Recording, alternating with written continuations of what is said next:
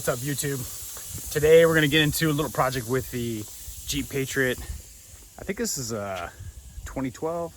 I forget what year it is, but yeah, we're gonna get into putting a roof rack on. Trying to get kind of that off-road look as much as possible out of this little 2.4 liter all-wheel drive or four-wheel drive automatic little Jeep. If you don't know what these are, they're basically look like a throwback to like an old Jeep Grand Cherokee, but a hell of a lot smaller. And they're based off the Dodge Caliber frame, which you've never seen those. They're pretty butt ugly. But these are pretty cheap, inexpensive, but I've been seeing a lot of guys do some off-road aftermarket stuff to them. I mean, you can see already I put some 31s, I think is what these are on here. You definitely got to have some fitment issues if you don't hit the butt welds inside the fender well. Beyond that though, they fit beautiful, and yeah, they're all right. They're gonna have road noise. This car is so cheap, you can pretty much hear every little thing going on out there, which isn't a bad thing, I guess, if you're off-roading. But anyways, wanting to start working on completing more of that look by putting a roof rack on. Should be pretty simple. So let me show you what it looks like right now before we start doing the time lapse on the install. Cool? All right, guys, let's jump into it. Here we go. Here's the setup. Let me see. I forget where I got this from. I think this is off of Amazon. I'll look it up again and put the link down below if you guys want to purchase this one. I forget the length of this. There's kind of two types of links. There's like a shorter base one that kind of sits on the rear, kind of exactly where this like mounting brackets are. And then the other one is a little bit longer that kind of extends out to the front. I think I got that size. It doesn't say what size it says right here. I think when you see this item number, see that plus EXT, I think it's extended. So yeah, I wanted it to kind of be the whole top of the roof. So that's what we got. As I'm talking, I'm pretty sure I'll look it up and throw it on the screen what the length is on it. But yeah, it looks pretty basic. The instructions look super, super simple. You know what I mean? When you got instructions like this, where they're literally like what? I don't even know. Like 2 pages, 3 pages. Maybe even one of these pages is in a different language. Yeah, these are gonna be super simple. So I figured we just throw something up there. Hopefully it looks pretty good. There's all the little accessories and stuff like that, and we'll see how it looks. Cool? All right, guys, let's jump into it.